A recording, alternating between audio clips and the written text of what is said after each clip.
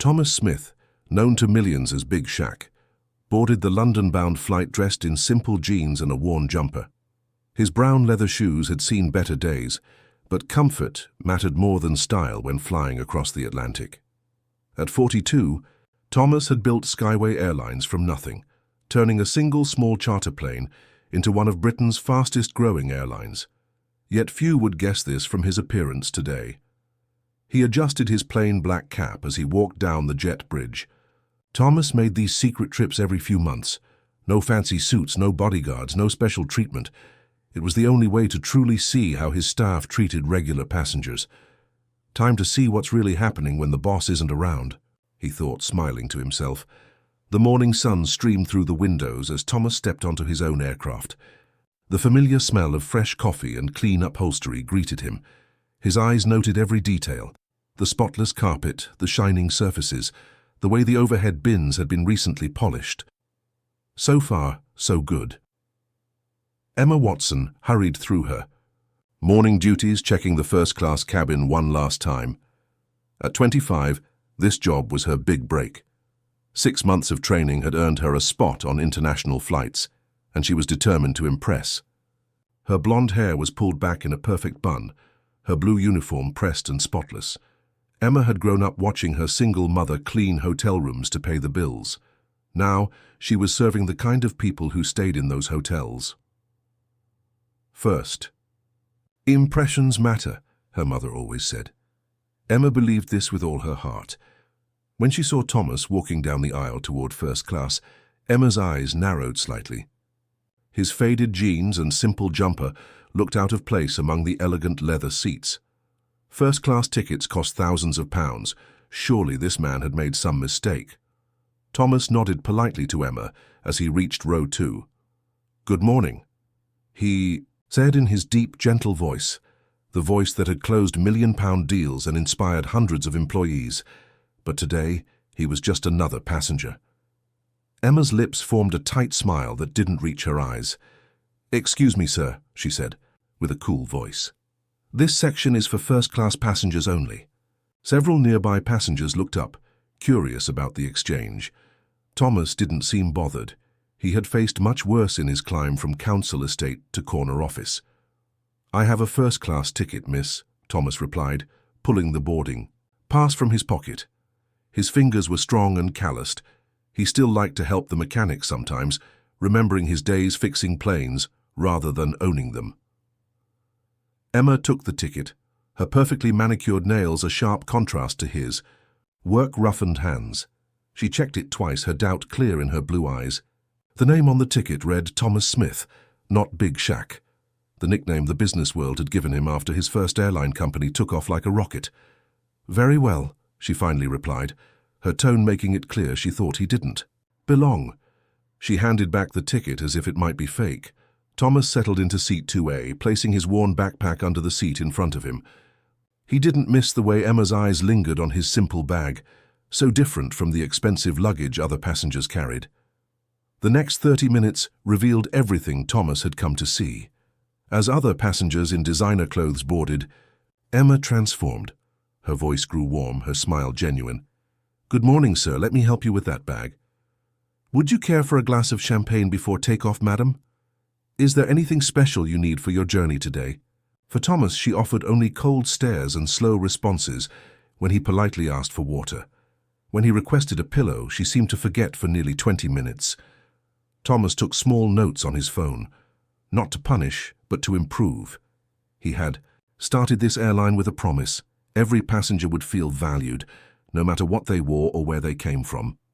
What Emma didn't realize was that the quiet man in seat 2A owned not just his seat, but the entire airline, from the engines, humming outside to the very uniform she wore.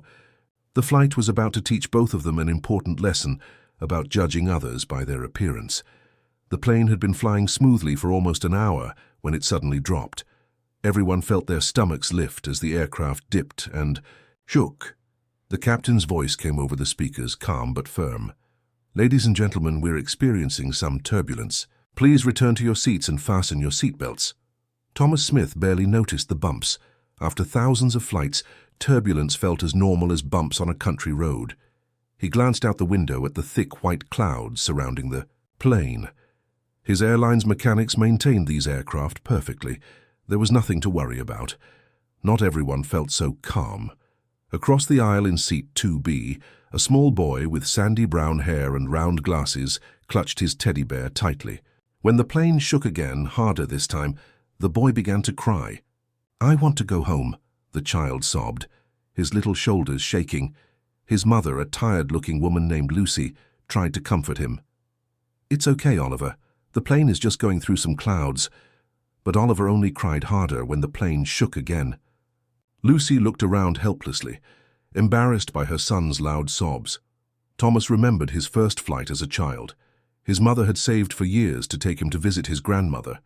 When the plane hit turbulence, he had been terrified too. While other first-class passengers looked annoyed at the noise, Thomas unbuckled his seatbelt and leaned across the aisle. "Hello there," he said gently to the boy. "Is this your first flight?" Oliver nodded, tears still running down his freckled cheeks. "Mine too," said Thomas, though this was far from true. "Well, my first was a long time ago. I was about your age." The boy looked up, interested despite his fear. "When I was small like you," Thomas said warmly, "my mum told me turbulence is just the sky giving the plane a little hug." Oliver's tears slowed. He looked confused, then his mouth twitched slightly. "That's silly." "Maybe," Thomas smiled, his eyes crinkling at the corners. "But it helped me feel brave." The plane bounced again. This time, Oliver squeezed his teddy bear and whispered, "The sky is hugging us." "That's right," Thomas nodded. "And planes love hugs from the sky. It makes them strong." Lucy watched this exchange with relief and gratitude. "You're very kind," she said to Thomas. "We don't fly often. Oliver has been worried about this trip for weeks." "He's doing brilliantly," Thomas replied. "Much better than I did my first time." The front of the cabin, Emma Watson was helping a tall, handsome man with perfect teeth store his expensive luggage. She recognized him from films and was being extra helpful, hoping he might mention her excellent service to her boss someday. "Is there anything else I can get for you, sir?" she asked, her voice sweet and eager. The actor waved her away without looking up from his phone. Emma straightened her uniform and turned back toward the galley, pleased with herself for making such a good impression on an important passenger. Just then, the head flight attendant, Robert Jenkins, walked into first class. He was checking passenger numbers before takeoff. Robert had worked for Skyway Airlines for 15 years. He knew every procedure by heart and took great pride in running a perfect cabin. Robert glanced down at his clipboard, then looked up at seat 2A. His eyes widened in shock. The clipboard nearly slipped from his fingers. "Mr. Smith," he exclaimed, loud enough for everyone to hear. "We weren't told you'd be on this flight, sir." Every head in first class turned toward Thomas. The actor looked up from his phone. Lucy stared in confusion. Emma froze by the galley door. She slowly turned, suddenly recognizing the man she'd been treating poorly all morning. The man in the plain clothes. The man she'd almost refused to seat in first class. The man she'd made wait 20 minutes for a glass of water. The owner of Skyway Airlines, Thomas Smith. Big Shaq himself. Emma felt her face drain of color. Her heart pounded in her chest.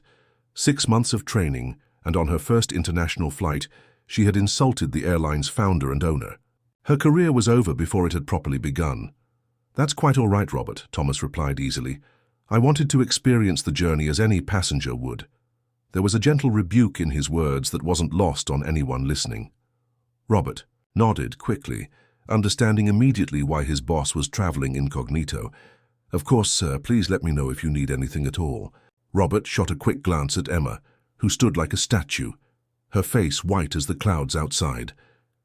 As Robert moved away, Emma felt sick with shame.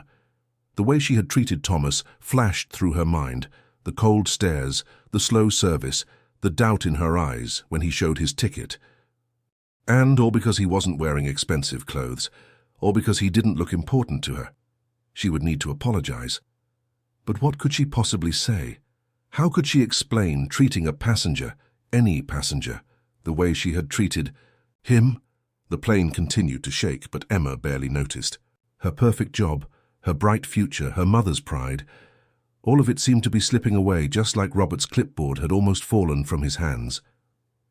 For the next 2 hours of the flight, Emma Watson stayed as far away from seat 2A as possible. Her cheeks burned with shame every time she thought about how she had treated Thomas Smith. She kept busy in the galley, organizing drinks and preparing meal trays with shaking hands. "I can't face him," she whispered to herself nearly, dropping a glass of orange juice. "I'll be fired as soon as we land." William Taylor, a flight attendant with 10 years of experience, noticed Emma hiding in the galley. With his kind eyes and patient manner, William was popular with both passengers and crew. He approached Emma with a gentle smile. "Everything all right?" he asked, though he had already guessed what was wrong. News traveled fast on an airplane. Emma shook her head, eyes filling with tears. "I treated Mr. Smith terribly. I didn't know who he was." William placed a steady hand on her shoulder. "Why don't I take over his section? You handle the back half of first class." Emma nodded gratefully. "Thank you, William." William took a fresh cup of tea to Thomas, who was reading a book about space exploration. Thomas looked up with a smile that showed no anger, only curiosity. "Change of staff?" he asked mildly. William placed the tea on Thomas's tray table. "Emma asked me to cover this section, sir." Thomas stirred his tea thoughtfully. The lemon slice bobbed in the golden liquid as the plane gently rocked through the sky. "Is everything all right with your colleague?" Thomas asked William quietly. William considered his answer carefully. He had worked for Skyway Airlines since Thomas founded it. He remembered when the company had only 3 planes, and everyone knew each other by name. "Emma's new," William explained. "She's actually quite good at her job when she's not trying to impress the people she thinks are important." Thomas nodded, thoughtfully. The words struck a chord deep inside him. He remembered his own humble beginnings, working 3 jobs to save money for his first small charter plane. He remembered the bank managers who wouldn't look him in the eye, the investors who laughed at his dreams, the business people who walked past him like he was invisible. How many people had judged him back then? How many had seen his worn clothes and missed the fire in his eyes? "We all make mistakes," Thomas said, "especially when we're young and trying to find our place." William smiled, relieved that Mr. Smith wasn't angry. "She grew up with very little. This job means everything to her." Thomas watched as Emma served an elderly couple across the aisle, her movements careful and attentive despite her obvious nervousness. She was trying her best to avoid looking in his direction. The flight continued peacefully.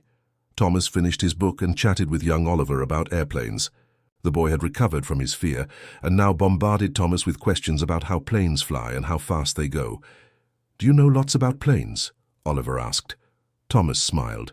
"A fair bit." Lucy, Oliver's mother, had no idea she was speaking to the airline's owner. She simply appreciated the kind man who had helped her son through a frightening moment. As the flight prepared for landing, the captain's voice came over the speaker. "Ladies and gentlemen, we're beginning our descent into London Heathrow. Please return to your seats and fasten your seat belts." There was a brief pause, then the captain continued. "And on behalf of the entire crew, we are honored to have Skyway Airlines owner, Mr. Thomas Smith, on board with us today." A murmur of surprise rippled through the cabin. Passengers who had ignored Thomas now stared with new interest. The actor who had dismissed Emma earlier suddenly sat up straighter, looking around to spot the famous Big Shaq of the airline industry. Lucy's eyes widened as she looked at Thomas. "Are you on the airline?" she whispered. Oliver bounced in his seat. "That's so cool. Do you fly the planes too?" Thomas laughed. "Not anymore, but I used to be a pilot many years ago." At the back of the plane, Emma stood frozen, her hands shaking. As she realized how badly she had misjudged the situation, she had treated the airline's founder like an unwelcome guest, and he had responded with nothing but politeness. The plane touched down smoothly on the Heathrow runway. As the aircraft taxied to the gate, Emma prepared herself for the worst. She would apologize, pack her things, and start looking for a new job tomorrow. When they reached the gate and passengers began to disembark, Thomas remained in his seat. The actor rushed past, not even glancing at the airline owner now that he was in a hurry to leave. Robert, the head flight attendant, approached Thomas. "Anything I can help you with, Mr. Smith?" Thomas looked up. "Yes, Robert. I'd like to speak privately with Emma before I leave." Robert nodded. "Of course, sir, I'll let her know. Emma's heart sank when Robert delivered the message. This was it. The end of her career before it had truly begun. The empty first-class cabin felt enormous now that all the other passengers had left. Sunlight streamed through the small oval windows, casting long shadows across the cream-colored seats. Emma Watson stood near the front row, her hands clasped tightly in front of her blue uniform. Her head was bowed, and she couldn't bring herself to look at Thomas Smith, who sat comfortably in seat 5C watching her. The plane was quiet now. The cleaning crew waited outside, giving Mr. Smith the privacy he had requested. Emma could hear the distant sounds of luggage being unloaded below and the soft hum of the air conditioning system. "I'm so sorry, Mr. Smith," she whispered, her voice breaking. The words seemed small and useless against the weight of her mistake. "I made a terrible mistake." Thomas studied the young woman before him. He saw not just her neat uniform and perfect hair, but the tension in her shoulders and the way her fingers twisted nervously together. He had been in her position once, standing before someone with the power to crush his dreams. "Please sit down," Thomas said, motioning to the seat across from him. His voice was kind, not at all what Emma had expected. Emma hesitated, then slowly lowered herself onto the edge of the seat. She still couldn't look him in the eye. "Do you know why I travel like this, Emma?" Thomas asked. She shook her head, finally glancing up. His face showed curiosity rather than anger. 10 years ago I was broke," Thomas explained, leaning forward. "Slightly. I wore old clothes because I put every penny into my dream. I slept on a friend's sofa for 2 years while I saved up for my first plane." Emma listened, surprised by his openness. "People judged me then too," he continued. His voice was gentle, not angry. "Bank managers wouldn't give me the time of day. Investors looked at my worn shoes and decided I wasn't worth talking to." Thomas smiled slightly at the memory. "One day a flight attendant just like you wouldn't let me board a flight to meet an important investor, even though I had a ticket. She thought I looked too poor to be in business class. I missed that meeting and lost a chance at funding." Emma's eyes widened. "What did you do?" "I found another way," Thomas shrugged, "but I never forgot how it felt. When I finally got my airline off the ground, I made a promise to myself. On my planes, everyone would be treated with the same respect, no matter what they were wearing or how important they seemed." Thomas leaned back in his seat. "The true measure of service isn't how you treat those you think can help you, but how you treat everyone." The words hit Emma hard. She thought of her mother, working long hours cleaning hotel rooms, often treated as if she were invisible by the wealthy guests. Tears filled Emma's eyes. One escaped down her cheek, and she quickly brushed it away. "Are you firing me?" she asked, her voice barely audible. Thomas shook his head. "No," he replied firmly. "That wouldn't teach either of us anything." Emma blinked in surprise. She had been certain her career was over. "Instead," Thomas continued, "I want you to help train new staff about treating all passengers equally." Emma looked up in shock. "You're giving me another chance." "Everyone deserves a chance to learn and grow," Thomas said, his eyes kind. "My mother was a cleaner who taught me that kindness matters more than money. She said true character shows in how you treat people who can do nothing for you. I've never forgotten that lesson." Thomas stood up, smoothing his simple jumper. "My mother would clean hotel rooms all day, then come home and read to me every night. She taught me to see people, really see them, not their clothes or their jobs, but who they are inside." Emma thought of her own mother, who had worked so hard to give her a better life, who had taught her to be proud but never to look down on. "Fathers, I disappointed her today," Emma thought, "but I can make it right. Your colleague William said you're actually quite good at your job," Thomas added. "He thinks highly of you." Emma hadn't expected that. William had defended her? "I was trying so hard to impress the wrong people," she admitted. "I forgot why I wanted this job in the first place." "And why did you want it?" Thomas asked. "To see the world," Emma replied honestly, "and to make people feel welcome and cared for, no matter where they're from." Thomas nodded, pleased with her answer. That's exactly the kind of thinking Skyway Airlines needs. For the first time that day, Emma smiled a real smile, not the practice smile she gave to passengers she deemed important, but a genuine expression of relief and gratitude. "I won't let you down, Mr. Smith," she said, standing up straighter now. "I promise." Thomas extended his hand. Emma shook it firmly, feeling like she was being given not just a second chance, but a new beginning. 6 months passed like a gentle breeze. Summer turned to autumn, and autumn gave way to winter. The Skyway Airlines terminal at Heathrow Airport bustled with travelers coming and going like busy ants. Outside, rain tapped softly against the massive windows as planes took off into the grey London sky. Thomas Smith checked his watch as he waited in line at the gate. Flight 238 to New York would board in 10 minutes. He wore his usual simple clothes, jeans, a dark blue jumper, and his comfortable brown shoes.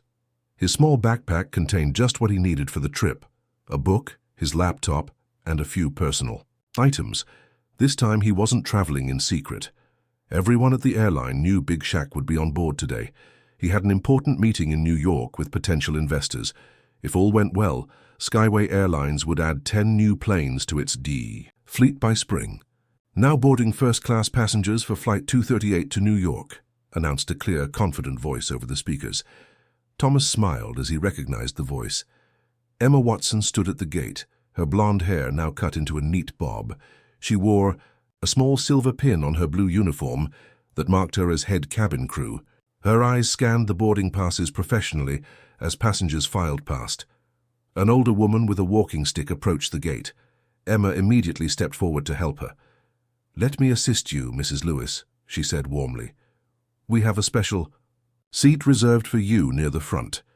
Next came a famous football player, his expensive watch flashing under the bright airport lights. Emma greeted him with the same genuine smile she had given the elderly woman. "Good morning, Mr. Parker. Welcome aboard." When Thomas reached the gate, Emma's eyes lit up with recognition and respect. "Welcome aboard, Mr. Smith," she said, her voice steady and professional. "It's good to see you again." "The pleasure's mine, Emma," he replied, noticing her new confidence. Gone was the nervous young woman who had once judged passengers by their clothes. In her place stood a professional who treated everyone with the same warm respect. Once on the plane, Thomas settled into his seat. He watched as Emma directed her team with quiet authority.